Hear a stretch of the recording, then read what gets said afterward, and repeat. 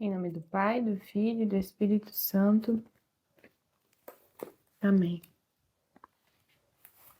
Infalível Criador, que dos tesouros da vossa sabedoria tirastes as hierarquias dos anjos, colocando-as com ordem admirável no céu, e distribuístes o universo com encantável harmonia.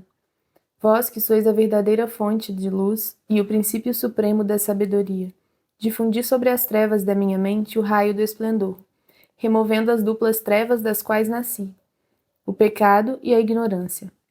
Vós que tornastes fecunda a língua das crianças, tornai erudita a minha língua e espalhai sobre os meus lábios a vossa bênção.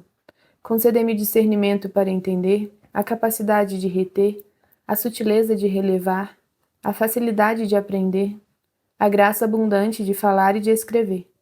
Ensinai-me a começar, regei-me a continuar e perseverar até o término. Vós que sois verdadeiro Deus e verdadeiro homem, e que viveis e reinais pelos séculos dos séculos. Amém. Em nome do Pai, do Filho e do Espírito Santo. Amém. Bom, então vamos lá para a nossa aula de número 9 sobre Santa Joana d'Arc. Relembrando, na última aula a gente parou no exato ponto em que ela foi capturada em Compiègne pelos Borguinhões, né? Vocês lembram o que são os Borguinhões? São aqueles franceses aliados à coroa inglesa, né? A França estava ocupada aí pela Inglaterra. O rei da Inglaterra reinava em Paris, falsamente. Joana tinha levado Carlos VII para Reims, ele havia sido coroado, e começou a recuperar a fidelidade das cidades por onde ele ia passando. E, enfim, a França estava retomando posição ali, né? E eles tinham que continuar reconquistando o seu território. Eu vou, pra gente não ficar perdido, vou colocar de novo o mapinha só para lembrar vocês. Ó, é bom lembrar. Aqui a gente tem a França aqui, tá? O território que tá de roxinho ou azul aqui, e esse pedacinho aqui, é o território que era leal ao Delfim, certo? Eram os franceses leais à pátria ali. E tudo que tá de laranja era o território ocupado pelos ingleses, aqui e aqui embaixo.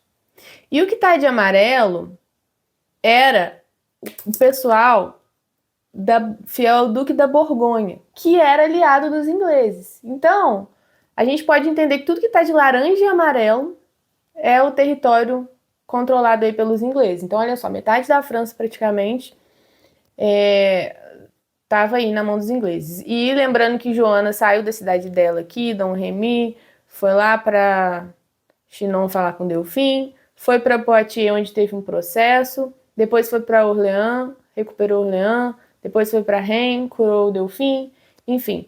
E por fim ela foi fazendo outras campanhas e ela estava aqui, ó, em Compiègne, quando ela foi capturada. Foi capturada aqui, lá no centro ali do território anglo-borguignon, porque controlada ali na divisa dos ingleses com os borguinhões. Então, ela foi capturada nesse ponto aí. E quem capturou ela foi um soldado borguignon e levou ela pro acampamento ali dos borguinhões.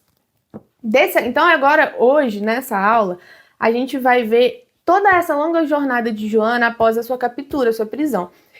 Pra gente se situar novamente no tempo, tá? Lembrando, estamos no ano de 1430, ok? Então, Joana foi capturada dia 23 de maio de 1430. Joana vai ser executada dia 30 de maio de 1431. Inclusive, a gente está se aproximando aí da festa de Santa Joana d'Arc, que é a comemoração dela, 30 de maio. Estamos em maio.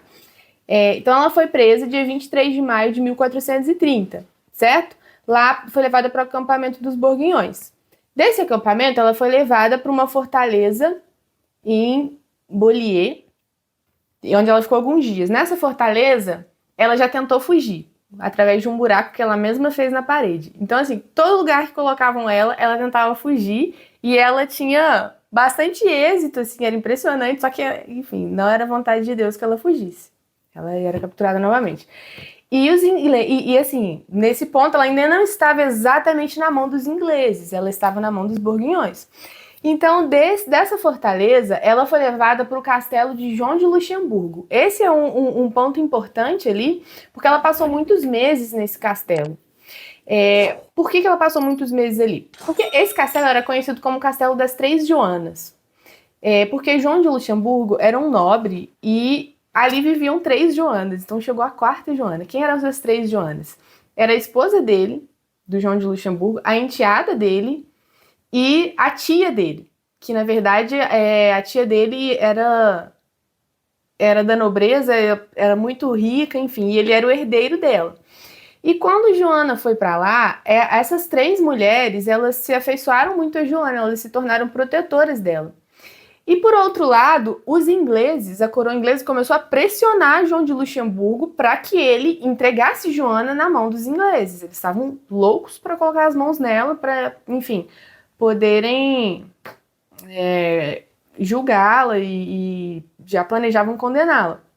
Só que a tia do João de Luxemburgo não deixava que ele entregasse Joana. Ela ameaçava deserdá-lo se ele fizesse isso daí. E, enfim, os ingleses mandaram seus aliados lá várias vezes, pressionaram João de Luxemburgo, ofereceram dinheiro, várias coisas, e não conseguiram aí enquanto viveu a tia dele. Inclusive, já lá no Castelo de Luxemburgo, foi um sacerdote que a gente vai falar longamente dele hoje, que é o Pedro Cauchon, tá? E o Pedro Cauchon, ele foi reitor da Universidade de Paris por um tempo. A Universidade de Paris é a Sorbonne. Então, quando a gente falar Sorbonne, Universidade de Paris, a gente está se referindo à mesma instituição. Basicamente, era uma universidade já naquela época totalmente corrompida. Ela se aliou ali ao invasor inglês e era tipo uma PUC da época, sabe? Ela era totalmente degradada, assim. Então, para a gente ter uma noção do que representava a Universidade de Paris lá. E, bom, então Pedro Cauchon foi lá tentar trocar ela por muito dinheiro e não conseguiu. Só que essa condessa, a tia do João de Luxemburgo, ela morreu. E aí, quando ela morreu, acabou a proteção de Joana, certo? E então ela realmente foi entregue aos ingleses em troca de muito dinheiro e de muitos benefícios ali, por esse nobre João de Luxemburgo. Então, do Castelo de Luxemburgo, ela foi transferida para Arras, em 25 de outubro de 1430. Então, ela foi capturada em maio. Ela passou todos esses meses praticamente naquele castelo. Só em outubro que ela foi transferida. E quando ela estava lá no castelo, ela teve uma tentativa de fuga que foi um momento de maior desespero dela, assim. Ela tinha muito medo de ser entregue aos ingleses e eles estavam pressionando muito lá para que ela fosse capturada. Ela estava em uma torre de 30 metros de altura e ela fez uma gambiarra de lençóis ali, estilo filme, sabe? E pulou lá de cima da torre e ela caiu e se feriu gravemente, ficou doente. Inclusive é interessante porque essa foi a única vez em que Joana, no seu desespero, ela não fez o que as suas vozes, as santas, mandaram ela fazer. Elas disseram para ela não fazer isso e ela fez. E ela se arrependeu muito, ela se confessou, enfim. Mas ela estava desesperada, assim, com medo de ser entregue aos ingleses e querendo completar a missão que ela tinha de resgatar ali, terminar de resgatar a França. Enfim, a gente vê aí que nesse ponto em que Joana já foi transferida para Arras, já não tinha mais nenhuma expectativa, nenhuma esperança de conseguir um resgate. Talvez antes, lá no início, pudesse ter sido feita alguma coisa. Mas aí a gente vê como que o rei, infelizmente, ele foi ali ingrato com Joana e ele se demonstrou também muito incapaz. Mas depois de bastante tempo, depois que tudo se consumou, tudo que estava sendo evidente que ia acontecer, ele foi consumado, ele finalmente reconheceu assim publicamente as suas burrices. E eu vou ler para vocês um pedacinho aqui de uma mensagem que ele publicou. Ó. Nosso adversário da Borgonha ludibriou-nos longamente e nos enganou mediante as tréguas, sob aparência de boa fé. enquanto dizia e afirmava que queria alcançar o bem da paz. Vocês lembram que depois da coroação, Joana queria ir atacar, e aí ele ficou negociando com os Borguinhões, ele estava lá no território Borguinhões, pode ficar aí uma trégua de 15 dias, enquanto eles fortaleciam Paris, enfim. E eles prometeram devolver Paris, obviamente não cumpriram nada do que prometeram. Aí agora, depois que passou e tudo aconteceu, aí o rei se deu conta de que ele estava sendo enganado. E agora mostra claramente que nunca teve desejo de obter a paz. Este não deixou de favorecer os inimigos e levantou um exército para guerrear contra nosso país e seus leais cidadãos. Enfim. E aí, depois, lá do castelo de Arras, para onde ela foi em 25 de outubro, ela foi transferida para o castelo de Crotoy em 21 de novembro de 1430. Aí ela finalmente já estava na mão dos ingleses, certo? E do castelo de Crotoy, ela foi transferida para Rouen, onde ela vai ser finalmente julgada. Aí, olhem, observem aqui novamente no mapinha. Daqui de Compiègne,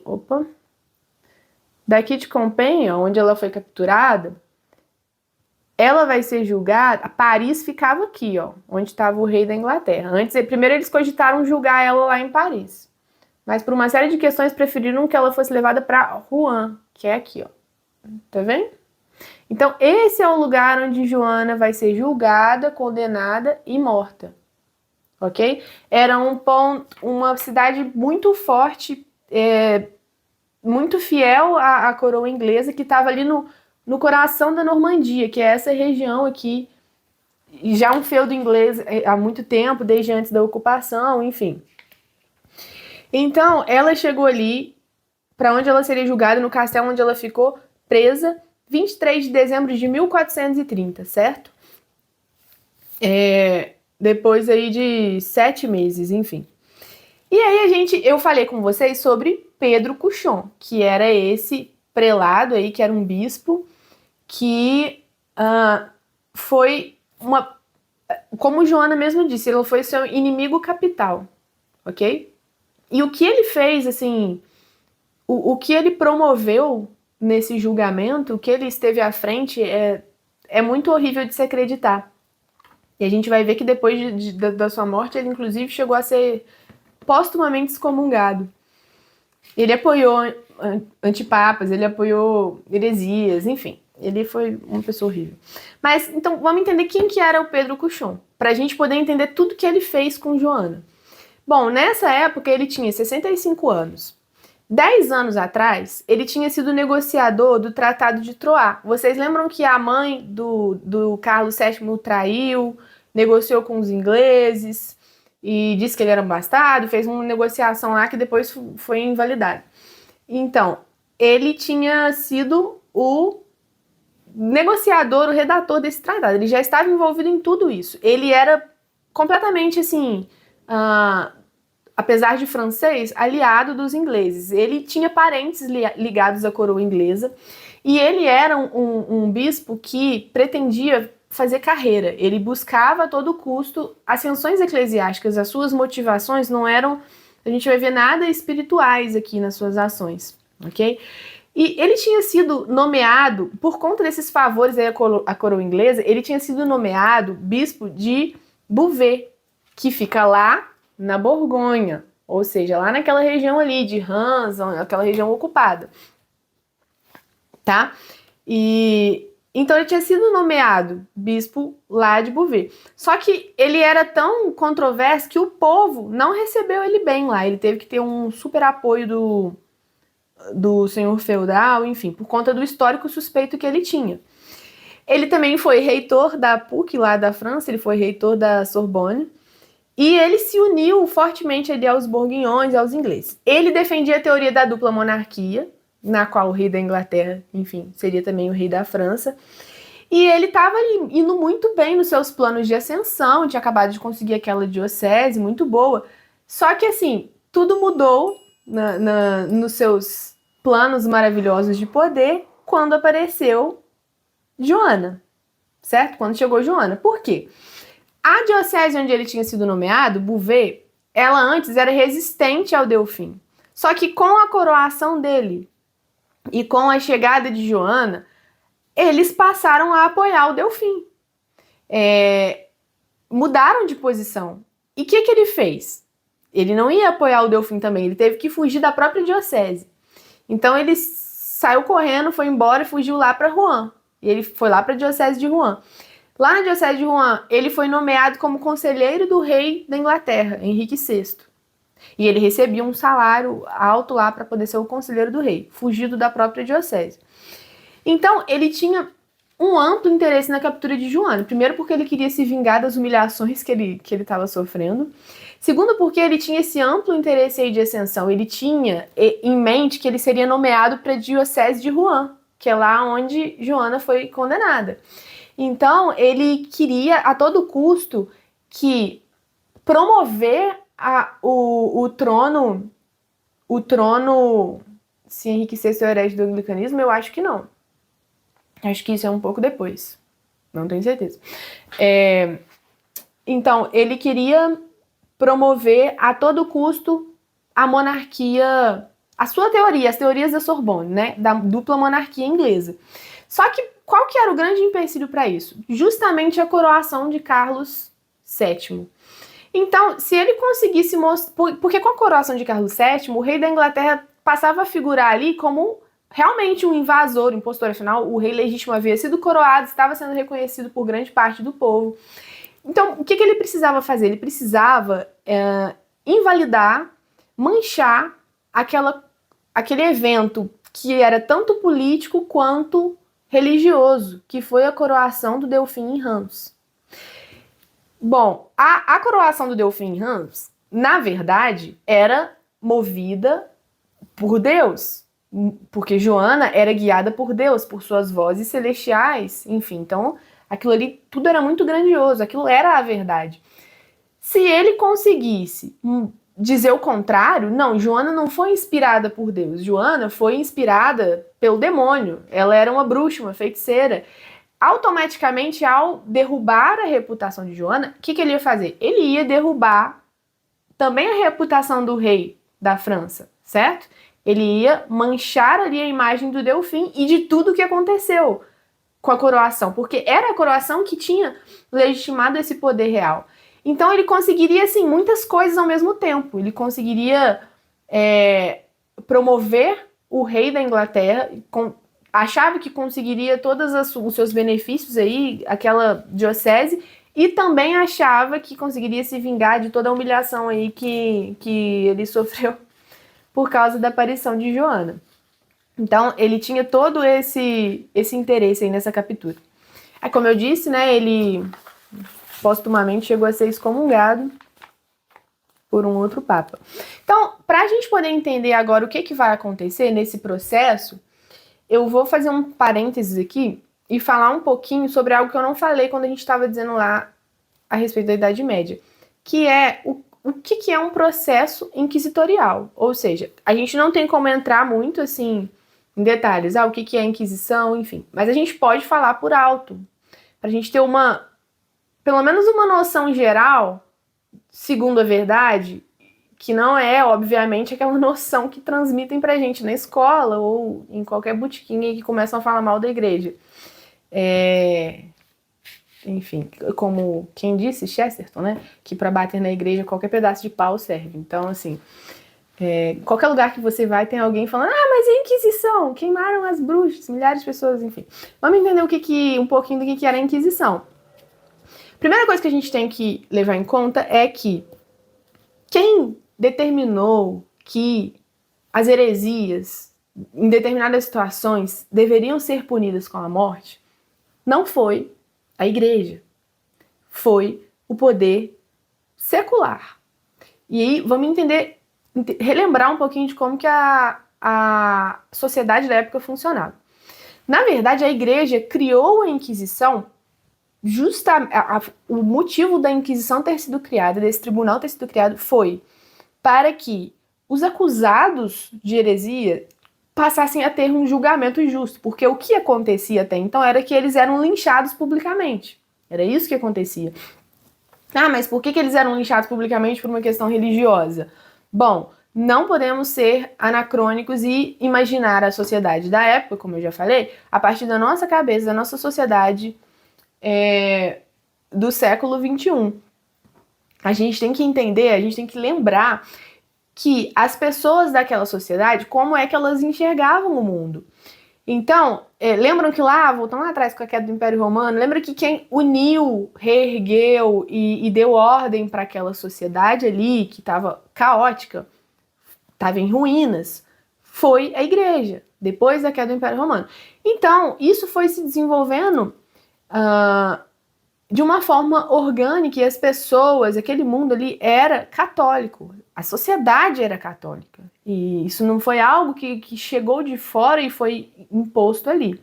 Então, quando acontecia um ataque aos princípios da igreja, o próprio povo enxergava aquilo ali como um ataque à ordem social vigente, que foi alcançada com muito custo, com muito sacrifício. Então, era visto como um ataque aos fundamentos daquela sociedade. E outra coisa que a gente precisa lembrar. Vocês lembram que o poder não era centralizado ali na sociedade feudal. Além do poder não ser centralizado, não existia uma única lei vigente. Então, cada feudo tinha ali o seu poder, a sua forma de aplicar o seu poder, as suas leis. Não era tudo igual em todo o reino, certo? Eram diversos feudos que reconheciam ali um soberano comum, que era o rei. Então, o que acontece? Também não vamos poder entrar muito nessa parte, mas determinadas heresias começavam a causar um caos na sociedade. Depois vocês podem pesquisar um pouquinho sobre o que foi a heresia dos cátaros, mas assim, aconteciam mortes, enfim. E o povo, com aquela desordem social, começava a pegar essas pessoas e linchá-las publicamente, aplicar a justiça com as próprias mãos, e a coisa começou a sair de controle naquela desordem ali. Então, os nobres, eles julgavam como eles queriam ali na sua região. E eles muitas vezes misturavam, podiam vir a misturar seus interesses políticos ali naquelas acusações, punir os seus opositores de uma forma muito injusta, enfim, com essa usando como justificativa que eles estavam combatendo a heresia. Então, eles poderiam se utilizar de uma justificativa religiosa para interesses próprios. Então, o que a igreja fez? Vamos organizar isso daqui. Quem pode dizer se uma coisa é heresia ou não, não é um nobre, não é uma pessoa qualquer, é o clero. Então, a igreja criou o Tribunal da Inquisição não para condenar a pessoa à morte, mas sim para dizer se aquela atitude era uma heresia ou não. Só que as penas que a igreja impunha para a heresia eram penas espirituais, não tinha nada a ver com penas civis. A questão é que o poder, o braço secular ali, o poder que não era o poder da igreja, o poder civil, que tinha ali as suas penas para determinados crimes, determinava suas penas também para as heresias. Afinal, aquilo era um fato muito forte ali naquela sociedade profundamente cristã. Inclusive, eu vou ler para vocês, um historiador, Thomas Maiden, ele disse o seguinte, abre aspas, a Inquisição não nasceu da vontade de esmagar a diversidade ou oprimir o povo. Era mais uma tentativa de acabar com as execuções injustas. Fecha aspas, certo? Então, assim, na verdade, a Inquisição ela salvou muitas pessoas de serem condenadas injustamente por um tribunal secular. Para quem não sabe essa palavrinha que eu tô falando toda hora, secular é aquilo que não é eclesiástico, certo? Que não é da igreja, que é do mundo. Inclusive, tem um fato interessante. Não era raro que uma pessoa que tivesse sido acusada de algum crime e tivesse sendo julgada por um tribunal civil, começasse a dizer heresias para que ela fosse transferida para um tribunal eclesiástico, para um tribunal da Inquisição. Justamente porque o tribunal da Inquisição era muito mais piedoso, misericordioso do que o tribunal civil. Então isso era uma coisa que acontecia. E a Inquisição, ela julgava os casos para dizer se era heresia ou não. Quem definia e aplicava as penas civis era o poder civil, certo? Agora, isso é um ponto. Eu não estou dizendo que por conta de... Estou dando uma visão geral do que era a Inquisição do ponto de vista daquela sociedade onde ela existia e onde ela surgiu. Isso não significa, eu não estou dizendo que não houveram abusos, que não houveram erros na Inquisição. É evidente que houveram, mas não era de forma alguma a regra de como aquilo ali era aplicado. Tanto houveram que hoje o que a gente está fazendo aqui é justamente falando disso, de um processo inquisitorial absolutamente fraudulento e falso, que foi o processo de Joana d'Arc, ok? A gente vai ver também que, na verdade, isso foi um teatro, né? Que se utilizou do nome da igreja. Na verdade, aquilo ali ela era uma prisioneira política. Então, inclusive, vamos ver também que o que aconteceu com Joana d'Arc depois pela própria igreja. Anos depois foi reconhecida aquele erro ali e ela foi, inclusive, canonizada. E, na verdade, a igreja, ela não mudou de ideia, a gente precisa entender isso. Ela reconheceu que, naquele momento ali no passado, membros apodrecidos ali da própria igreja agiram de forma contrária ao que a igreja naquele momento já dizia para ser feito. Não é igual o mundo secular, enfim, é assim, passa os séculos, aí isso é uma coisa do nosso tempo, a gente tem mania de ficar pedindo desculpa pelo passado, certo? Porque os erros no passado a gente pensava assim, assado, não sei o que. Não. A igreja nunca fez isso. Ela não muda de ideia na sua doutrina. O que a igreja faz é reconhecer que em algum momento do passado se agiu de forma contrária à sua doutrina que já existia ali, que era a mesma, ok? Então, naquele momento ali, o que foi feito com Joana não era o que a igreja mandava fazer. A igreja não estava de acordo, Roma não estava ciente. Aquilo foi um simulacro de um processo eclesiástico. E é isso que a gente vai ver agora. Então, isso foi só para vocês terem uma visão do que era um processo inquisitorial. Uma visão bem superficial, assim, mas pelo menos pra gente não ter na nossa cabeça as coisas que, enfim, normalmente a gente costuma escutar. Então, vamos entender o que foi esse processo absolutamente fraudulento aí de Joana. Quando que ele começou? Ele começou no dia 9 de janeiro de 1431, tá? E ele teve fim com a execução de Joana no dia 30 de maio de 1431. Então, ele começou 9 de janeiro e terminou 30 de maio com a morte dela.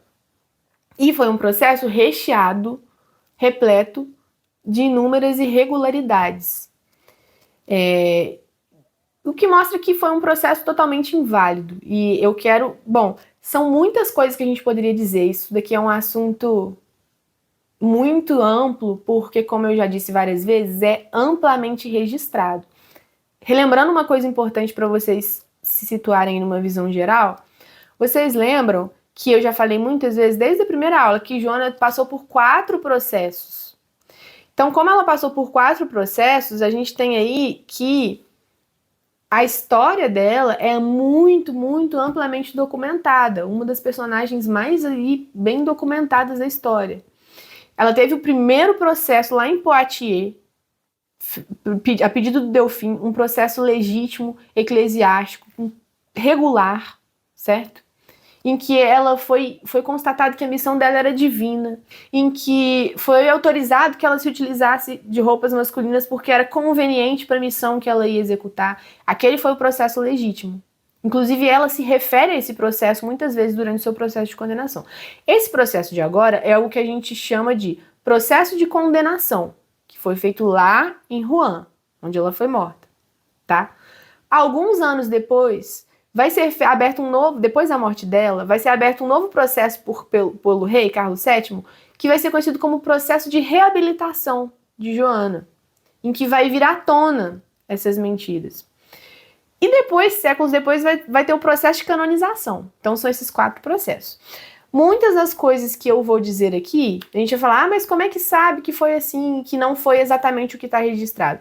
Justamente por conta desse processo de reabilitação, no qual estiveram presentes muitas pessoas que participaram do julgamento dela. Muitos dos seus juízes estiveram presentes depois e tiveram que ser ouvidos ali no processo de reabilitação. Então, é por isso que a gente tem tantos registros assim para poder citar, ok? Vamos começar a entender as irregularidades desse processo de condenação dela. A primeira delas, qualquer processo de heresia, uma pessoa que fosse acusada por heresia, ela deveria ser julgada ou pelo bispo da sua cidade natal, ou pelo bispo da diocese onde a heresia tinha sido cometida. Esse já é o primeiro ponto. Então, assim, quem que ia julgar a Joana? Porque, primeiro, qual que foi a heresia que ela cometeu? E segundo, onde? Então, olha a ginástica que eles fizeram. Quando ela foi capturada lá em Compiègne, vocês lembram que tinha uma ponte? Essa ponte dividia duas cidades. Ela dividia a diocese de Compiègne e a outra diocese, que era a diocese do bispo Pedro Cauchon, de onde ele tinha fugido. Então ele alegou que quando ela caiu lá e foi capturada, ela caiu do lado da ponte, que era da diocese dele. Sendo que, na verdade, ela estava em Compiègne. E que por isso ele poderia julgá-la. Só que ela deveria ser julgada lá. E ele não estava lá, ele tinha fugido. Estava lá em Rouen. Então ela foi levada para Rouen. Essa é a primeira irregularidade. Mas tá, mesmo que essa forçação de barra seja aceita, o Pedro Cauchon, ele não tinha competência para presidir, para atuar como juiz de um tribunal inquisitorial. Não era competência dele fazer isso. Mas mesmo assim ele foi nomeado como juiz. Inclusive os juízes de Joana, numa carta ao rei da Inglaterra, olha o que eles disseram quando eles pegaram ela. Mesmo que não se prove a sua culpa quanto à acusação de heresia, nossa intenção é a de mantê-la conosco, usando outro assunto relacionado à fé. Então, uma prova deles contra eles mesmos de que eles queriam prender e condenar Joana. Acusação não importa, isso aí a gente inventa, a gente adapta, a gente vai dar um jeitinho, mas ela tá aqui e ela vai ficar aqui, tá? Por que acontece? Na realidade mesmo, Joana, ela era uma prisioneira de guerra. Ela não era uma prisioneira da igreja. Então, eles tiveram que forjar um processo. O que eles queriam fazer já estava definido desde o começo. O que eles fizeram foi forjar um processo ali. Porque eles tinham que dar aparência de legalidade nesse processo. E agora, preciso que vocês entendam uma coisa muito importante. Assim, por que eles tiveram que fazer isso tudo? Porque eles não pegaram Joana e mataram. Já que ela era uma prisioneira de guerra, eles tinham capturado ela e eles faziam isso com muitos prisioneiros. A Inglaterra já tinha começado a lançar a moda de não respeitar as leis de guerra há um tempo. Enfim, por que eles não faziam isso? Vamos entender. Vocês lembram que o que deu poder para o rei na França, o que restituiu o poder, foi justamente aquela coroação, o fato de Joana dar muitas mostras de que tinha sido enviada por Deus. Então tudo isso foi levantando a moral do povo francês, foi trazendo de volta o poder do rei. Ok. Se eles matassem Joana, ela ia simplesmente virar um mártir. Na verdade ela foi, mas ela ia ficar para o povo como mártir, ia reforçar talvez ainda mais o poder ali do rei. O que eles queriam fazer era dar uma aparência de que o que aconteceu, na verdade, desmentia a missão de Joana. O que eles queriam, quando eles pegaram ela, desde o começo, era que ela negasse a sua missão. Que ela dissesse, não ouvi vozes, ou as vozes não eram de Deus, ou agir por conta própria, enfim. Por essa razão que a principal acusação de Joana era de feitiçaria, bruxaria, invocar demônios. Por quê? Porque eles queriam dizer que a missão dela não era divina. Porque se eles dissessem que a missão dela não era divina e conseguissem que ela mesma dissesse isso, pronto. Isso seria a notícia que eles precisavam para invalidar todo aquele poder ali do rei da Inglaterra e tudo que Joana tinha feito. Então, eles queriam, primeiro, forçar Joana a negar a sua missão, tá? E segundo, eles queriam que ela fosse morta, sim. Só que eles queriam que ela fosse condenada e morta por heresia legal, num processo legal.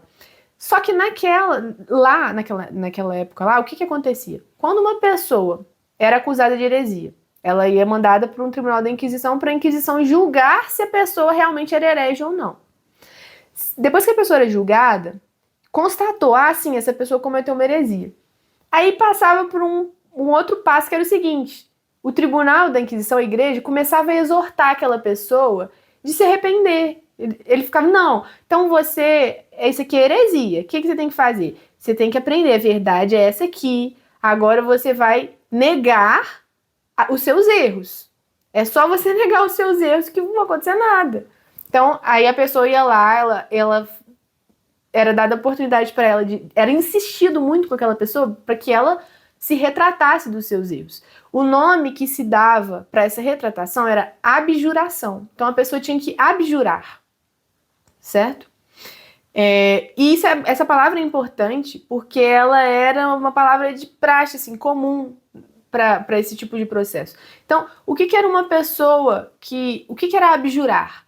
Era reconhecer publicamente a sua heresia e se retratar, certo? Então, a pessoa abjurou, pronto, ela não acontecia nada. Só que aí, se a pessoa, depois de ter abjurado, ela voltasse a cometer o mesmo erro, ou seja, ela reincidisse no mesmo erro, aí ela era condenada como relapsa, certo? Então, essa condenação que aparece Joana foi condenada como relapsa. O relapso na Inquisição é aquele reincidente. É aquele que, depois de ter passado por um processo inquisitorial, de ser constatado que ele cometeu uma heresia, de ter se retratado, ou seja, se abjurado publicamente, voltava a cometer os mesmos erros. Aí tinha um pequeno processo de constatar essa reincidência, e naquele momento o que a igreja fazia? A igreja meio que expurgava a pessoa, tipo, não podemos mais fazer nada por você, agora você será entregue ao braço secular. Toma, entregava ela, tipo, não era Estado, não havia Estado dessa forma na época. Entregava a pessoa para o poder civil. O poder civil, qual que era a pena para heresia? Nesse caso, morte na fogueira, certo? Entenderam qual que era a lógica? Como é que acontecia? Era isso. Então, o que Pedro Cuchão queria fazer? Ele queria dar um jeito de, primeiro, arrumar uma coisa para condenar Joana, que não tinha. Então, ele queria dar um jeito de condenar Joana por heresia. Como que se condena uma santa por heresia? Que nunca fez nada que fosse minimamente desviado da reta doutrina, que moralmente era impecável. Enfim, como é que você condena ela por heresia? É isso que ele queria fazer. Depois de condenar ela por heresia, ele queria que, de qualquer forma, ela abjurasse, ou seja, ele queria que ela reconhecesse publicamente o seu erro, para derrubar o poder da missão dela. E depois que ela reconhecesse o seu erro, ele queria fazer ela voltar a cair nos seus erros para queimar ela na fogueira legitimamente. Olha o que ele queria forjar. Tudo isso ele queria forjar. Ok? Então, começou o teatro. Ele na verdade, prisioneira de guerra. Então, eles escolheram lá uma lista de nada mais que 113 clérigos, que foram escolhidos a dedo ali para ser membros do tribunal. Desses 113, 75% pertenciam à Universidade de Paris, que era aí a promotora de toda a confusão. Ou seja, eles eram pagos pelo invasor. Porque quem comandava a Universidade de Paris, quem pagava todos os seus membros, era o invasor. Olha como que isso parece os dias de hoje. Universidades financiadas para promover uma causa injusta. Enfim. O Coronel Boulanger, não sei se vocês lembram que eu falei no início do curso de um historiador, que foi brilhante, assim, que a irmã fala muito dele no livro, porque ele fez um trabalho que ninguém tinha feito antes, que foi de desmentir a abjuração de Joana. Porque a gente vai ver que Joana nunca abjurou. Ou seja, ela em nenhum momento, nem por um segundo, negou a sua missão. Só que mesmo depois do processo de reabilitação, ficou lá que Joana abjurou. Se vocês pesquisarem aí no Google, na Wikipedia, vai falar, ela abjurou. Mas é mentira. E ele provou isso daí com inúmeros documentos. E ele fez um trabalho tão minucioso que ele pegou o livro de contabilidade do tesoureiro inglês e ele analisou dia a dia os movimentos desse livro de contabilidade, comparou e viu o tanto de dinheiro que ele mandava para essas pessoas que participavam do julgamento ali de Joana, do tribunal. Então, assim, na verdade, o julgamento de Joana, o processo dela, ele foi feito por homens da igreja que estavam indevidamente submetidos a um poder político da coroa inglesa, ok? Isso vocês já viram um acúmulo de razões para que esse processo fosse nulo desde o princípio. E, inclusive, vários destes homens acabaram defendendo depois um papa cismático, e a gente vê que, na verdade, esse processo de Joana, a morte de Joana, foi um assassinato premeditado que foi disfarçado e mal, assim, ele tentou ser bem disfarçado, mas teve muitas dificuldades de julgamento da igreja, ok? Então, vocês entenderam aí qual que era o principal objetivo, que era acusar a Joana de feitiçaria e de tudo isso. E tem outra questão também, que as vitórias militares de Joana eram uma humilhação muito grande para os ingleses. Os ingleses morriam de medo, assim, dela e do que ela fazia. Eles odiavam Joana de todas as formas. E aí, então, no processo inquisitorial, vocês entenderam que... Bom, isso eu não falei ainda. A primeira parte do processo, então, era investigar. Investigava tudo que podia ali sobre o acusado. Recolhia dados. Depois que investigou, vinha o julgamento em si, para concluir. Depois vinha a exortação para que a pessoa abjurasse, certo? Se ela fosse reincidência, ela era considerada herege e entregue ao poder secular. Então, antes do processo de Joana começar, isso tudo já estava planejado. Vocês entenderam? Tipo, o futuro aí do processo, desenrolar do processo já estava todo desenhado. Inclusive, vocês vão ver que a sentença de Joana estava escrita, ó, muito tempo antes do final. Então, assim, a principal causa ali político-religiosa desse processo foi, na verdade, a consagração de Carlos VII.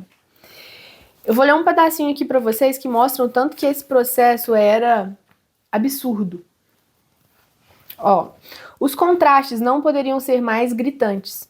Uma grande equipe de juízes e conselheiros contra uma única jovem, sem advogado ou conselheiro, eclesiásticos diante de uma leiga, teólogos universitários e canonistas experientes da Sorbonne. Julgamento contra Nosso Senhor, nunca, desde a criação do mundo, houve um processo como este, se observado em toda a perfeição da defesa e em todo o horror diabólico da acusação.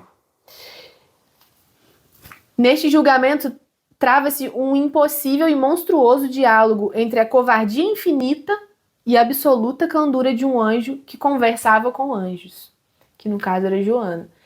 E isso aqui é um ponto interessante, porque Joana, ela tinha direito de ter um defensor, e ela não teve nenhum. Vocês têm noção do que é isso? Ela era uma jovem analfabeta diante de 113 doutores, respondendo por si mesma, ok? E vocês vão ver que o que é mais impressionante, assim, e é muito maravilhoso ver isso, como que Joana colocou todo mundo no chinelo. Eles não conseguiram, assim, eles tentavam encurralar Joana de todas as formas possíveis. Vocês vão ver a tortura que ela passou durante esses meses. E ela refutou, assim, um após o outro, continuamente. Ela não caiu em nenhuma das armadilhas falaciosas que eles tentaram colocar para extrair a submetida durante todo esse tempo, para estar ali e conseguir responder aquilo ali. E beleza, mas tá, era um processo que ela ia ser acusada de heresia. Aí a gente se pergunta, de qual heresia, na verdade, Joana era acusada? Porque, assim, qualquer acusação que pudesse haver contra ela não era acusação de heresia. Eram aquelas que tinham sido julgadas lá no processo legítimo de Poitiers. E já tinham sido julgadas por um tribunal da igreja. E aquele princípio lá do direito de que você não é julgado duas vezes pela mesma coisa também não se aplicou aqui. Olha só esse trechinho aqui que a irmã expõe pra gente essa questão. De que era acusada? Qual seria seu erro doutrinário? Que heresia cometera? Foi a de ter liderado uma guerra contra os ingleses ou de ter se vestido de homem? De que poder demoníaco ela fez uso para obter a vitória?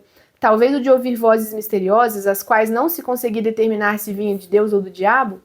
No entanto, esses crimes, se assim podem ser chamados, não diziam respeito diretamente à Inquisição, pois qualquer assunto que tocasse em revelações privadas naquela época correspondia exclusivamente à sé apostólica. Além disso, Joana já havia sido julgada anteriormente pelo mesmo assunto por um tribunal competente em Poitiers. E não só não havia nada de herético nela, como os juízes haviam decidido que a menina havia sido enviada pelo Espírito Santo. Então, assim, né?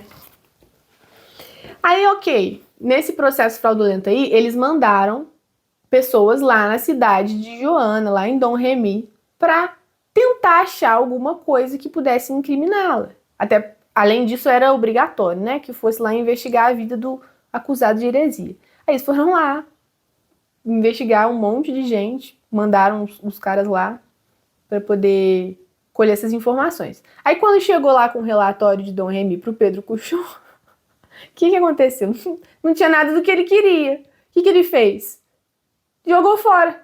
Assim, não colocou no processo. Ficou com raiva, não pagou os caras que foram lá e não usou. Não usou, porque, enfim, só tinha coisa boa falando a respeito de Joana. Então, as investigações de Dom Remy, elas foram descartadas porque elas não apresentavam nada que interessasse ali aquele tribunal falso. E eu já falei, né, que ela tinha direito a um defensor, por ela ser leiga, menor de 25 anos, e ela pediu um defensor, só que foi negado a ela. Na verdade, Joana pediu um monte de coisa que ela tinha direito, e todas essas coisas foram negadas a ela ali. Outra coisa, a gente pensa assim, mas como que 113 clérigos estiveram todos de acordo com esse ato? Não exatamente. Vários deles, em vários momentos, ficavam chocados com as coisas que eram feitas. Só que quem ousasse fazer qualquer pergunta ou crítica ou não concordar era ameaçado de morte, ameaçado de afogamento, era preso. E quando eles começavam a se recusar a comparecer para não participar daquilo, eles eram ameaçados pelo Cuchon, enfim. Então, tem inúmeros testemunhos de ameaças sofridas aí pelos clérigos ao longo daquele processo. Quando eles se opusessem, quando eles se opunham àquele teatro. Ok? Outro ponto. Legalmente, Joana tinha que estar numa prisão eclesiástica por ser acusada de heresia. E ela tinha que estar sendo custodiada por mulheres. Mas ela estava numa prisão civil e ela estava sendo custodiada por guardas ingleses, homens. Olha a situação de Joana. Todo esse tempo, todos esses meses, ela ficou presa numa cela civil, acorrentada nas mãos e nos pés.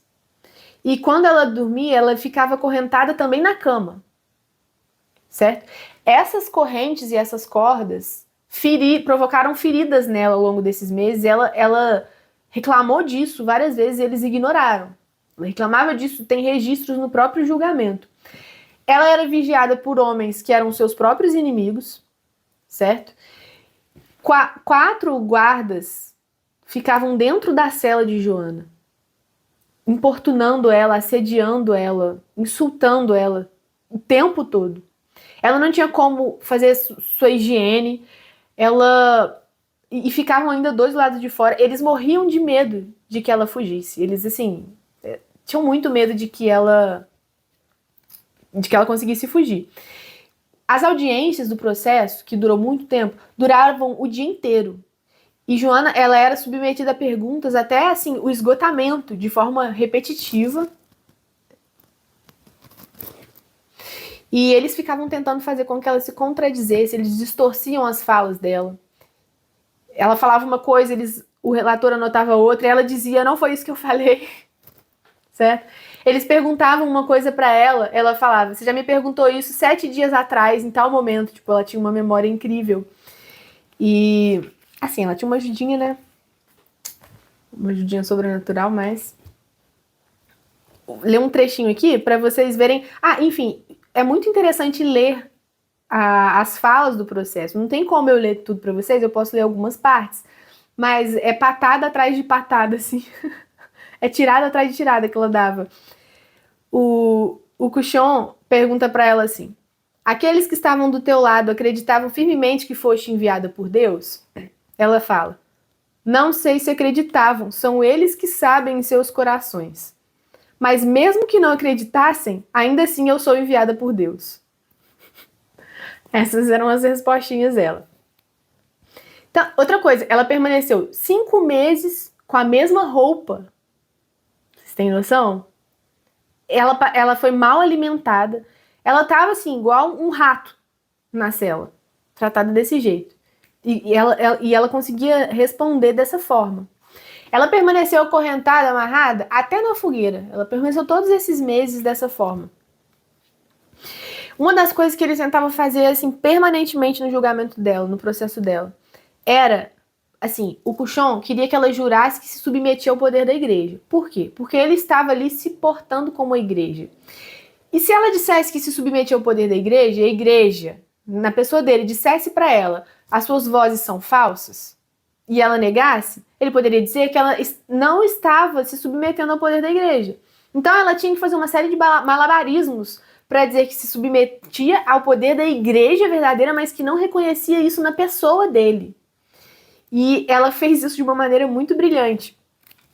Sobre essa parte de se submeter ao poder da igreja, olha só o que disseram, um outro inquisidor disse a ela: colocas todas as tuas palavras e ações sob a autoridade da igreja? E ela responde: confio-me a Deus que me enviou, à Santa Virgem e a todos os santos do céu, pois para mim são todos uma e a mesma coisa, Deus e a igreja. E nisto não deve haver discussão. Por que inicias uma tal discussão como se Deus e a igreja não fossem o mesmo? Eu fui ao rei da França em nome de Deus, e em nome da Virgem Maria e de todos os santos e santas do céu, e da igreja triunfante, que é a que está no céu, das alturas e por sua ordem, e é a esta igreja que me submeto todas as minhas boas obras e tudo que fiz e farei. Quanto a submeter-me à igreja militante, por ora não vos responderei de outra maneira. Olha a genialidade de Joana. Ela faz ali uma distinção teológica entre a igreja é uma, mas a gente tem a igreja militante, a igreja triunfante que está no céu, e a igreja padecente ali no purgatório. Então ela consegue pegar os seus falsos acusadores ali nas suas falácias e aprofundar aquilo ali de forma a derrubar as armadilhas em que eles tentavam colocá-la, certo? E ela respondia, olha que um dos protagonistas aí do processo, que depois no processo de reabilitação diz, que é o João de Messier. Ele vai falar muitos do depoimento dele, vai ser muito útil no processo posterior. Olha o que ele fala. Quando o Cuchon, que era o juiz do processo, acompanhado por 6 clérigos ou outros em seu lugar, lhe faziam perguntas, antes que ela respondesse a um, outro dos assistentes fazia outra pergunta, de modo que muitas vezes ela era apressada e assediada em suas respostas. Os assessores, juntamente com os juízes, faziam-lhe perguntas e, às vezes, no momento de interrogá-la, ou quando ela respondia uma pergunta, o outro interrompia sua resposta. Embora muitas vezes ela dissesse aos que a interrompiam: nobres senhores, fazei-as uma depois da outra. Tipo, pergunta um de cada vez. E me espantava ver como ela conseguia responder as perguntas que lhe eram feitas, tão sutis e complexas, que mesmo um homem instruído teria dificuldade em responder bem. O exame durava geralmente de 8 a 11 horas seguidas. Ela submetida de maneira extenuante a essas perguntas. E o que mostra que ela tinha uma memória incrível, olha só. Durante o processo, ouvi de alguns que Joana fazia prodígios em suas respostas e que tinha uma memória admirável, pois certa vez, quando lhe fizeram uma pergunta que já havia sido feita 8 dias antes, ela respondeu: já fui interrogada em tal dia. Ou, há 8 dias me perguntaram isso e eu respondi assim. Embora um dos notários tenha lhe dito que ela não havia respondido, alguns dos participantes disseram que Joana dizia a verdade. As respostas daquele dia foram lidas e foi encontrada a resposta correta que Joana havia dito. Então eles foram lá no papel daquele dia que ela falou, buscou e ela tinha falado exatamente aquilo. Mas ela não se deu por satisfeita e disse que caso ele se equivocasse novamente, arrancaria as orelhas dele. Então assim, às vezes ela dava umas dessas assim no meio do processo. Então eles nunca conseguiram fazer com que ela caísse em armadilhas, certo? Ela foi submetida novamente a um processo de verificação da sua virgindade, assim como tinha acontecido lá em Poitiers, ok? E por mulheres, né? E elas constataram a mesma coisa, que ela era a Pucelle. E, enfim, as respostas simples e sábias ali que ela fazia para aquelas acusações distorcidas acabavam produzindo novas provas da sua inocência e da sua santidade. Provas que hoje a gente consegue ver e avaliar graças a isso. Na verdade, assim, os seus inimigos acabaram produzindo um arsenal de provas favoráveis a Joana, quando posteriormente foram analisadas dentro do verdadeiro contexto ali, com tudo, né, que tinha para ser analisado. uma pergunta, uma resposta das mais famosas de Joana, que muita gente conhece, mas não sabe de onde saiu. Que essa daqui, quando ela respondeu isso, eles ficaram tão chocados que eles interromperam o interrogatório. Então vamos dar uma pause aqui, tomar um café, porque depois dessa... Eles perguntaram para ela se ela acreditava estar em estado de graça. Não sei se vocês já ouviram essa famosa resposta de Joana. Ela responde, se eu estou, que Deus me conserve. Se não estou, que Ele me coloque. Por quê? Por que eles perguntaram isso para ela? Porque se ela dissesse que estava em estado de graça, ninguém pode ter essa certeza. De acordo com a gente não pode ter essa certeza total, e eles poderiam dizer que ela estava sendo orgulhosa, que ela estava sendo presunçosa de afirmar que ela estava em estado de graça. Por outro lado, se ela dissesse que não, eles iam dizer que não, você não está, você tem pecado mortal, como é que você está ouvindo voz celeste e tem a sua missão? Então eles estavam tentando encurralar a Joana, igual eles faziam com Jesus o tempo todo, os fariseus. Lembrem-se aí de que eu disse que as similaridades entre a vida de Joana e a vida de Cristo, elas assim, são inacreditáveis. Mas até nisso. Então, Joana responde isso daí, ó. Ela fala, se não estou, que Deus me ponha. E se estou, que me mantenha. Seria a pessoa mais sofrida do mundo se soubesse que não estou na graça de Deus. E se estivesse em pecado, a voz não viria a mim. Então, assim, depois dessa, eles até pararam o interrogatório ali. Eu quero ler também aqui uma tirada brilhante que ela deu no Cuchon. São as melhores, as tiradas que ela dá nele. Que é o seguinte, essa daqui a gente já falou, né, das pessoas que estavam ao lado dela, mas,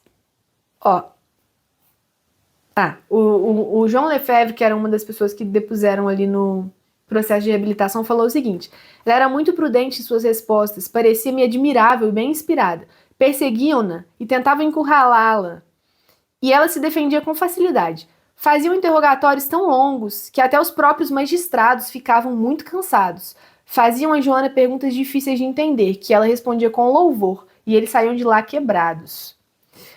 O doutor João confidenciou-me que nunca tinha visto uma mulher daquela idade dar tanto trabalho aos seus juízes.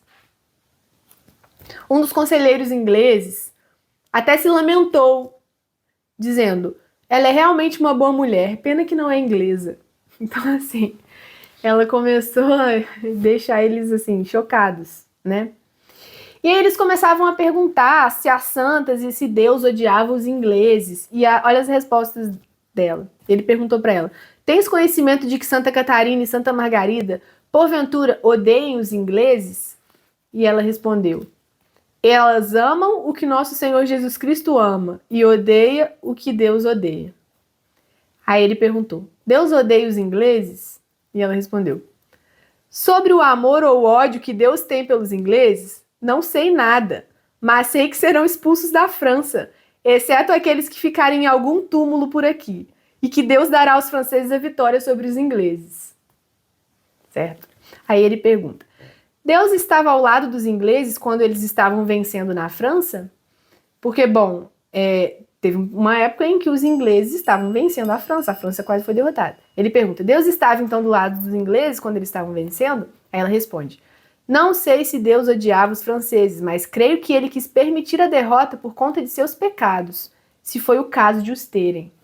Então ela mostra também uma coisa muito importante, que a fonte dos males da guerra são os pecados. O julgamento de Joana é uma catequese para aqueles doutores ali, né? Enfim... outra coisa muito interessante, eles tentaram encurralar ela sobre o estandarte dela. O estandarte. E olha o que ela responde. Tanto o triunfo do estandarte... Não, pera. Ela pergunta, tua esperança de vitória se baseia no seu estandarte ou em ti? Porque ela sempre estava com o estandarte, né? Quando ela era vitoriosa. Aí ela responde, tanto o triunfo do estandarte quanto o meu dependiam inteiramente de nosso Senhor Jesus Cristo e nada mais. E aí ele pergunta, se outra pessoa portasse esse estandarte, também teria boa sorte, como tu tivestes ao portá-lo? E ela responde, não sei, Deus que sabe. E aí ele pergunta, se alguém do seu lado te desse seu próprio estandarte para que o portasse, tu o farias? E terias nesse estandarte a mesma esperança que no estandarte que foi dado por Deus? Aí ela responde, Eu portaria com o maior gosto aquele que me foi dado por Deus, e, portanto, em tudo me confio a Deus. E aí ele pergunta isso aqui, eu já falei pra vocês, ó, da outra aula, pergunta pra ela, o que amais mais? Teu estandarte ou a tua espada? E ela responde, amo muito mais, 40 vezes mais, o meu estandarte que a minha espada. Quando fazíamos um ataque, costumava portar meu estandarte, a fim de evitar matar alguém. Nunca matei ninguém. Então, ela diz, confessa aí, que ela, pessoalmente, nunca matou ninguém. E ela faz uma profecia sobre a libertação, no meio do processo, sobre a total libertação na Inglaterra. Olha o que ela diz. Ela fala... uma coisa muito interessante aqui, ó, que quando ela é interrogada, ela sempre responde em voz alta, sem baixar a cabeça, olhando para frente com um tom vigoroso. E ela profetizou que antes de 7 anos se transcorrerem, os ingleses iam ter a maior derrota do que sofreram em Orleans, porque eles iam perder a França toda.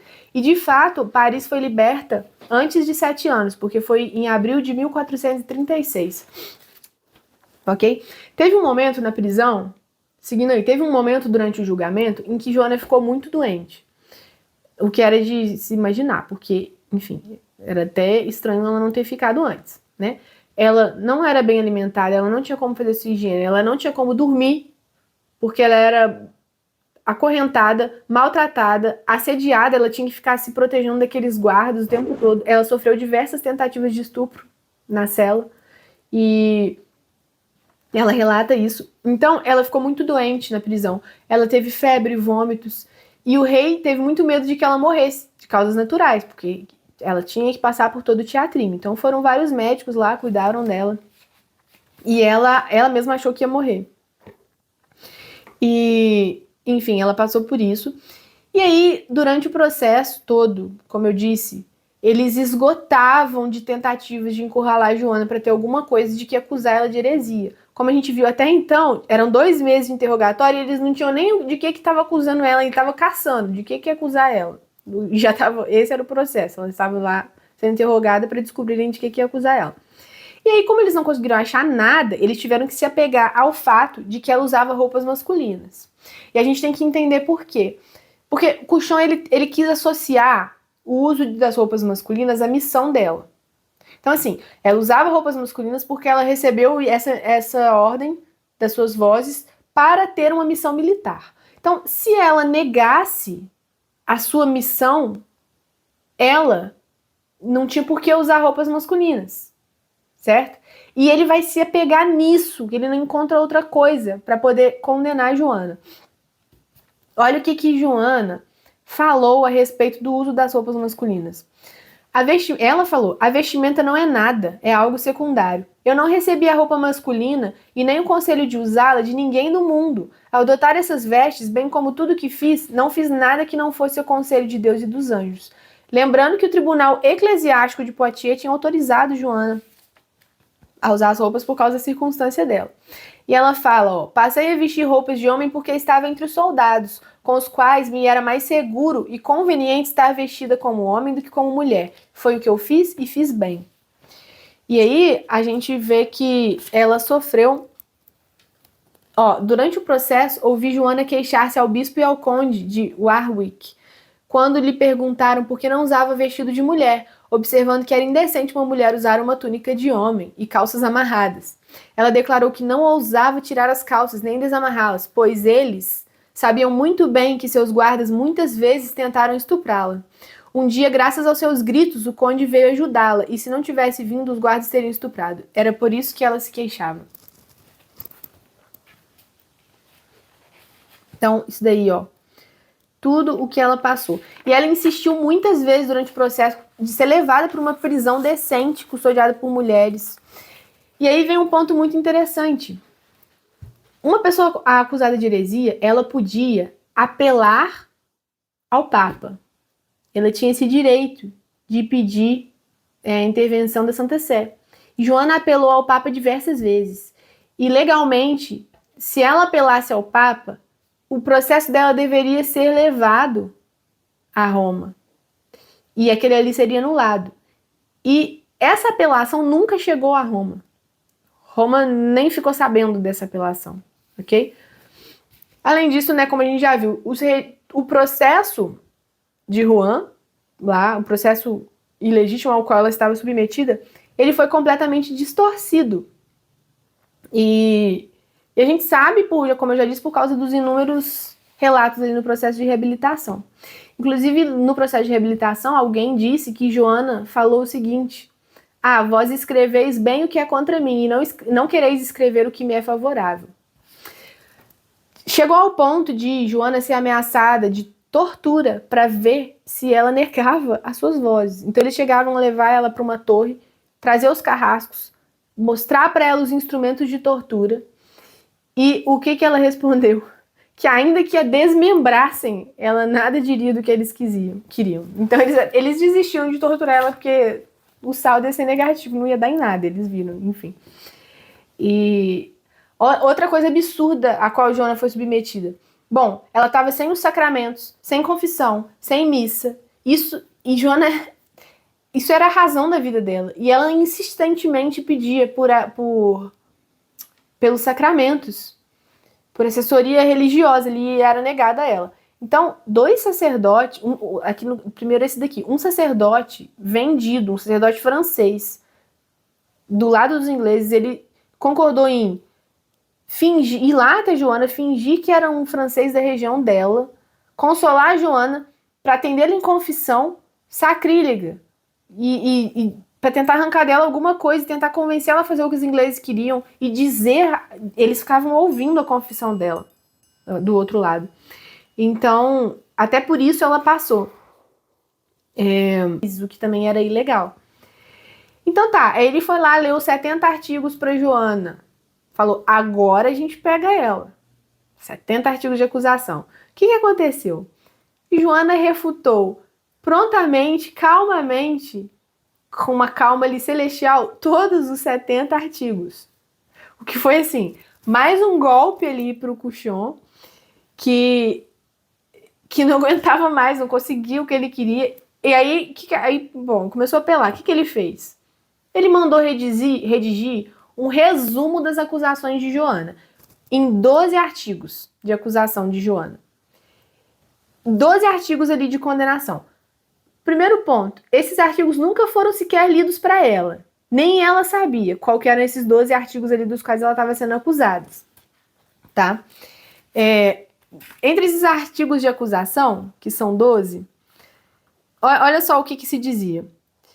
Que Santa Catarina e Santa Margarida apareceram corporalmente à ré, perto da árvore das fadas, e que ordenaram que partisse sem dizer nada aos seus pais.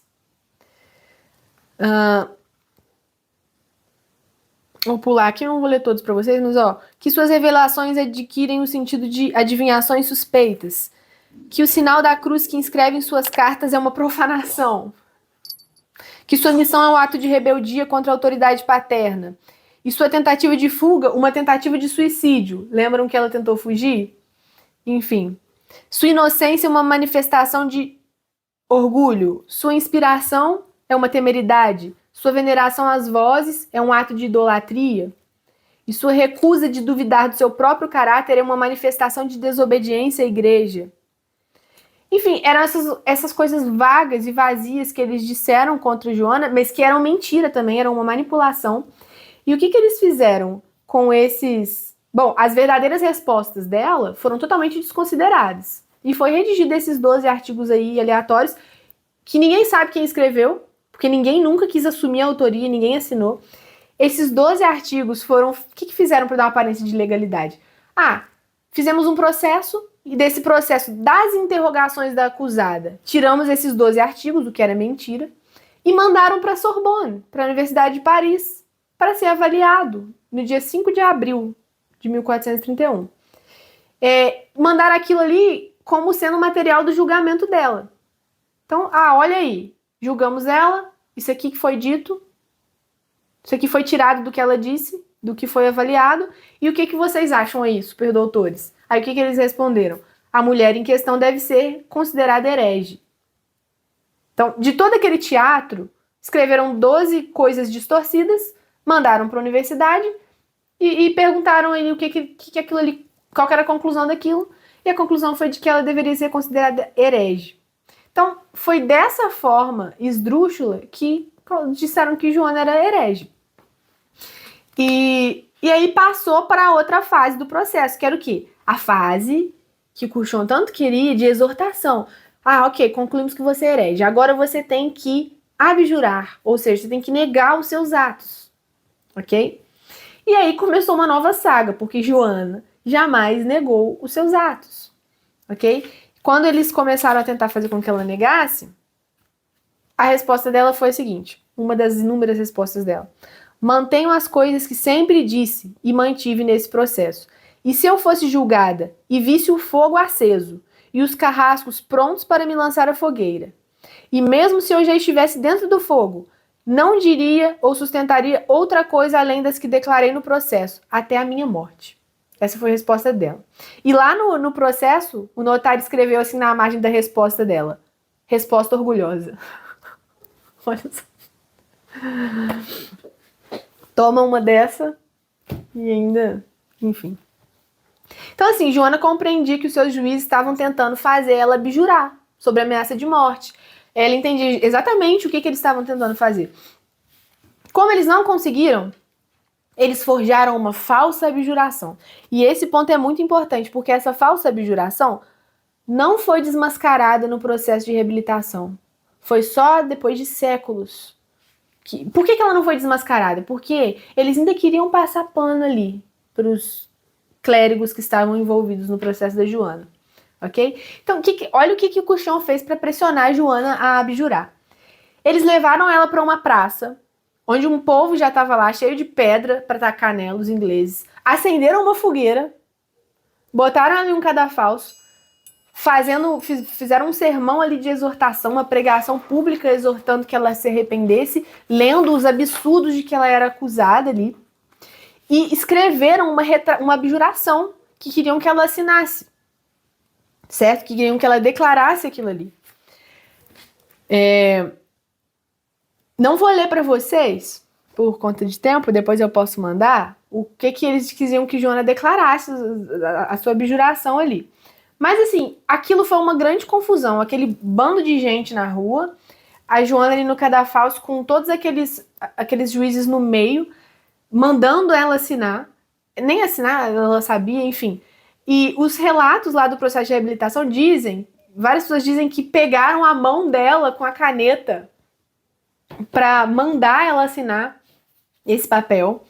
E que as pessoas não conseguiam ouvir o que estava acontecendo. Então eles não viram, ninguém viu exatamente o que aconteceu ali.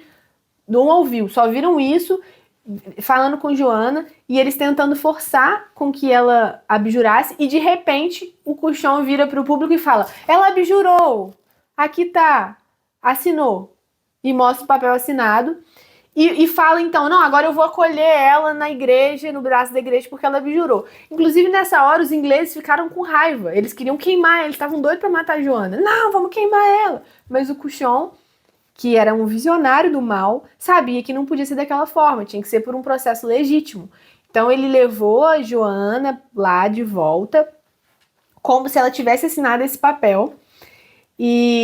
Só que, olha que doideira, eles chegaram lá, já estava escrito a abjuração para ela assinar e também já estava escrito uma sentença lá de prisão perpétua para ela, que ia ser, como ela abjurou, ela só vai ter uma prisão perpétua aqui. Tudo já estava pronto, o teatro. Aí ele foi e levou ela de volta lá para a cela, para a prisão perpétua de um dia dela lá. Que, enfim, ela ia morrer. E aí, qual que era o próximo passo, segundo aquilo que eu disse para vocês que ele estava planejando? O que ele queria que acontecesse depois da suposta abjuração? Queria que ela reincidisse no erro para que ela fosse condenada como relapsa. E aí sim pudesse legitimamente ser queimada na fogueira. Então, Joana realmente abjurou? Não, Joana não abjurou. E levaram ela de volta para a prisão. E aí, o que está lá relatado no processo de condenação? Que ela aceitou se vestir com roupas de mulher, já que ela tinha negado a sua missão. Só que a verdade é que não foi bem isso que aconteceu. Então, sobre o uso das roupas masculinas, o que Joana disse? O que está registrado nas atas? não as deixarei de maneira nenhuma sem o consentimento de nosso Senhor, mesmo que me cortem a cabeça. E aí, como Cushão queria associar? Ele queria associar a troca de roupas de Joana com o arrependimento dela. Então, ele queria forçar com que ela se vestisse de mulher. Então, nós estamos aí já em 24 de maio, que foi esse dia em que ela foi levada lá com uma falsa fogueira para ela forjar a abjuração. Lembra que ela vai morrer dia 30 de maio. Isso aqui já é 24 de maio. 2 padres vão lá na cela de Joana com roupas femininas, pedindo que ela usasse as roupas e prometendo para ela que em troca iam levar ela para uma prisão eclesiástica com mulheres, que iam deixar ela participar da Santa Missa, que ela ia poder comungar. Olha o tipo imoral de chantagem que faziam com ela. Só que o que aconteceu? Ela não aceitou de forma alguma. Diz que isso acarretava um perigo para sua virgindade, não aceitou. E aí, como eles não conseguiram o que eles queriam, na base da conversa, o que eles fizeram? Chamaram um monte de gente lá, o inquisidor, os soldados, agarraram Joana à força, arrancaram as roupas dela, de homem, e foram embora e largaram as roupas, o vestido jogado no chão. Então, assim, ela ficou lá sem roupa, com o vestido jogado no chão, e ela não teve alternativa. Só que nas atas eles registraram que ela aceitou. Mas só que um dos homens que estava presentes ali, Pedro Miguel, ele deixou escapar que as roupas tinham sido arrancadas dela, na verdade. Certo? Então, o que não fazia sentido. Por que de repente ela ia aceitar de tarde o que ela tinha negado de manhã e o que ela tinha negado em todos os meses anteriores? Então, pronto, dia 24 de maio, Joana com vestido de mulher. E aí, do dia 24 ao dia 28 de maio, ela viveu um verdadeiro inferno. Porque o que os guardas fizeram com ela ali? Começaram a assediar mais ainda ela, com mais tentativas de estupro. E inclusive um nobre foi lá assediar Joana, conforme várias testemunhas. De forma que dizem que assim, foi um grande milagre Joana ter se mantido virgem. Com a quantidade de assédio que ela teve, o tanto de luta corporal que ela teve que ter para poder se proteger daquilo ali. E aí, o que eles fizeram? Ela entendia exatamente o que eles estavam fazendo. Ela entendeu que quando ela colocou, que ela foi forçada a colocar aquelas roupas, eles entenderam ali que eles queriam mostrar que ela tinha aceitado, certo? As instruções. Ou seja, se ela voltasse a colocar as roupas masculinas, ia querer dizer que ela voltou para os antigos erros. Era isso que eles estavam tentando forjar, para a antiga ideia da missão dela. Então, no fim das contas, o que eles fizeram? Colocaram as roupas masculinas na cela dela e mandaram ela trocar. E aí, o que ela falou? Senhores, sabeis que essas roupas me são proibidas. Não posso vesti-las sem culpa. Depois que eles já tinham obrigado ela a colocar as roupas de mulher. E o que eles fizeram então? Botaram as roupas de homem lá e arrancaram o vestido dela. E foram embora. E ela colocou novamente as roupas de homem. E aí, por tudo isso que Joana sofreu, ela é também considerada uma mártir da castidade, porque o que ela fez para se manter sua pureza, assim, foi uma grande tortura o que ela viveu. E aí, pronto, o que aconteceu? Na manhã do dia 28 de maio, que ele já sabia que ela tinha colocado de novo as roupas de homem, o Pedro Cushon, bonitão, foi lá com os 2 assessores fingir surpresa. Então ele foi lá de surpresa na cela, entrou na cela, viu Joana com as roupas de mulher e começou a gritar: reincidente, reincidente, reincidente, enfim, para forjar aí. E os ingleses já estavam comemorando do lado de fora. E aí, quando chegaram alguns padres do tribunal dizendo que essa reincidência precisava ser verificada direito, eles foram tocados lá a pontapés, jogados para o lado de fora, empurrados. Qualquer pessoa que se opusesse àquele teatro que estava sendo forjado ali. Tá? Então, assim, os seus próprios acusadores, eles disseram posteriormente que a única motivo de reincidência dela foi ela ter colocado as roupas de homem. Então, pronto. Como relapsa, ou seja, reincidente, ela foi entregue aí ao braço secular. Bom, eu tinha que finalizar agora, mas falta um pouquinho aqui, porque agora a Joana, enfim, ela já está sendo levada para a morte, né? Então acho que eu vou finalizar esse pedacinho aqui para a gente conseguir terminar o que a gente tinha planejado para hoje. Falta pouco. Então, assim, essa foi a condenação de Joana. A morte dela foi decretada, então, porque o que aconteceu? Ela foi entregue ao poder secular. Só que, assim, foi tudo forjado. Teoricamente, ela tinha que ter, alguns dias, ela tinha que ser proferida uma sentença do poder secular, mas eles não fizeram isso, não. Eles cataram ela agarrada e levaram pra fogueira. Eles não fizeram nada do jeito que... Eles nem forjaram direitinho, assim, conforme deveria aquele processo. Então, a morte dela foi decretada para o dia 30 de maio, às 8 da manhã, na Praça do Mercado Velho. Aí, isso daqui é muito impressionante. Mais uma vez falando aí das semelhanças do julgamento da vida de Joana com a vida de Nosso Senhor. Olha isso. Na França, na igreja, na festa... Isso daqui era na festa da Ascensão. Estava sendo comemorada a festa da Ascensão de Nosso Senhor. E todo ano, na festa da Ascensão, existia a prática de libertar um prisioneiro. Alguém que estivesse preso ali, um condenado. E o que a Assembleia fez? Preferiu conceder anistia a um prisioneiro vulgar que tinha sido condenado por estupro, inclusive, do que conceder a anistia a uma virgem inocente. E isso daí lembra a gente de quê? De Barrabás sendo liberto no lugar de Jesus, na condenação de Cristo. Então, o Cuchon foi na cela de Joana, depois disso aqui, ler a sentença para ela, ok? Com várias testemunhas. O que ela disse quando viu ele? Bispo, morro por tua causa e apelo a Deus. Porque ela não tinha mais ali a quem apelar. E olha o que Cuchon responde para Joana.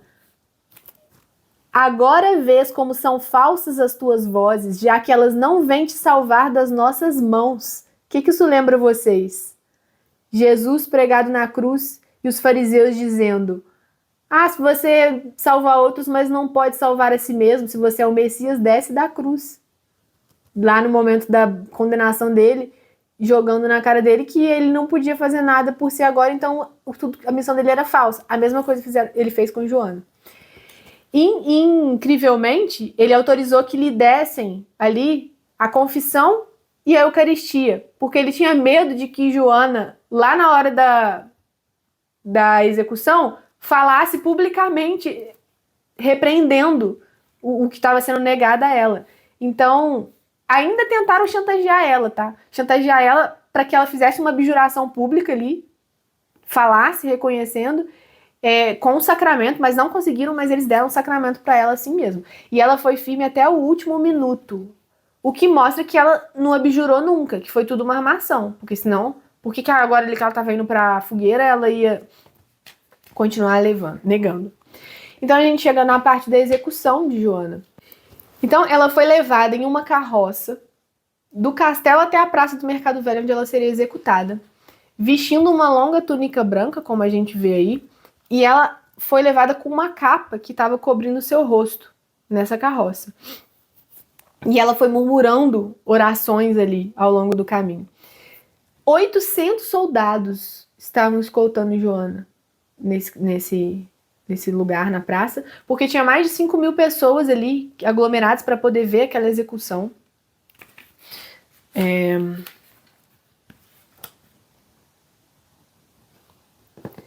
Qual que foi o último desejo de Joana? Que todos os sacerdotes presentes oferecessem uma missa para ela. Então, perguntaram para ela qual era o último desejo. Ela pediu que todos aqueles sacerdotes presentes ali oferecessem essa missa para ela. Eu quero ler um pedacinho aqui porque é muito bonito. Ó. Ela foi conduzida para o Mercado Velho e eu e Frei Martinho estávamos ao seu lado, os sacerdotes que acompanharam ela. Acompanhados por mais de 800 soldados. Após a pregação, durante a qual ela teve grande constância, ouvindo-a muito pacificamente, mostrou grandes sinais e evidências e claras manifestações de contrição, penitência e devoção, fervor de fé.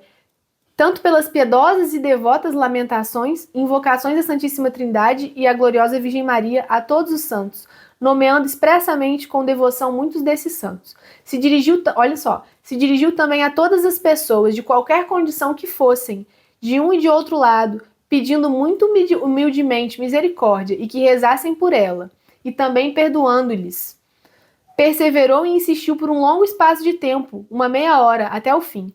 Os juízes assistentes e até muitos ingleses foram movidos a muitas lágrimas e choro, e de fato choraram amargamente, e muitos desses, mesmo os ingleses, reconheceram e confessaram o nome de Deus, vendo um fim tão impressionante, e estavam ditosos por terem estado no fim, dizendo que ela tinha sido uma boa mulher. Olha isso, uma verdadeira maravilha cristã. Morreu perdoando seus inimigos, que não sabiam o que faziam, e conseguiu amolecer seus corações. Que mistura de angústia e vergonha terá atormentado o tribunal anglo-borguignon, a ponto de muitos não suportarem ficar para assistir até o fim.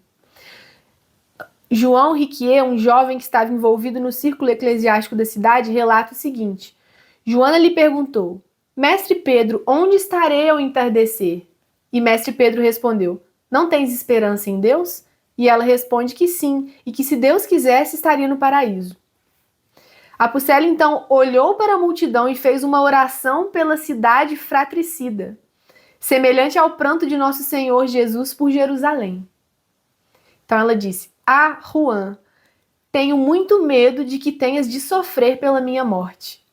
Ao seu redor todo o povo chorava, compungido, exceto alguns ingleses que se dedicavam a zombar e rir dela. Então, depois de ouvir a sentença que foi lida para ela, ela se ajoelhou e rezou em voz alta. Ela repetiu que o seu rei não era culpado de nada. Ela invocou os santos, a Mãe de Deus, pediu perdão a todos por qualquer mal que ela lhes tivesse feito e lhes perdoou pelo mal que eles lhe haviam feito. E foi tão comovente a situação que, com medo da comoção do povo, com medo de que o povo intervisse e não deixasse aquilo ali continuar, o carrasco foi logo, descobriu a cabeça dela, que estava coberta com um capuz, e colocou uma mitra de tecido na sua cabeça com as inscrições da sua condenação: herege, relapsa, apóstata e idólatra. E semelhante também a nosso Senhor Jesus Cristo, que foi colocada ali a razão da sua condenação. No último momento, quando ela já ia ser amarrada na fogueira, olha o que ela disse: peço que me tragais uma cruz da igreja mais próxima, porque ela tinha pedido uma cruz e não tinha nenhuma cruz ali, certo? Aí ela insistiu, pediu que buscasse de uma igreja mais próxima e que ela fique levantada à minha frente até que eu morra, para que a cruz na qual Deus foi pregado esteja sempre diante de meus olhos. Então a gente pode ver na imagem, as imagens que retratam a morte dela, justamente assim, um clérigo segurando aquelas cruzes de procissão, sabe? Porque foi exatamente essa que trouxeram diante dela. Olha só, isso daqui é mais real. Então, antes de ser amarrada, ela abraçou demoradamente a cruz contra o peito, até que ela fosse: minhas vozes não me enganaram, as revelações que tive vinham de Deus. Então, de dentro das chamas, ela continuava afirmando a sua missão. Como que a gente poderia acreditar que em algum momento ela chegou a abjurar? E olha que coisa incrível. Teve um soldado que odiava tanto Joana que ele dizia que ele mesmo ia colocar um feixe de lenha na fogueira quando ela estivesse sendo queimada, de tanto que ele odiava ela. E ele catou um feixe de lenha e foi lá colocar na fogueira. Depois na hora que ele colocou, ele ficou espantado e saiu e foi embora, saiu de lá e foi beber. Depois, ele disse que quando ele fez isso, ele viu o espírito de Joana deixar o corpo na forma de uma pomba. Então teve vários relatos de coisas assim. E ele foi, se confessou, se converteu e tudo. A gente lembra do soldado que foi abrir o peito de Jesus ali com a lança, a mando de Pilatos, e jorrou sangue e água no rosto dele, e ele caiu de joelhos ali e se converteu também.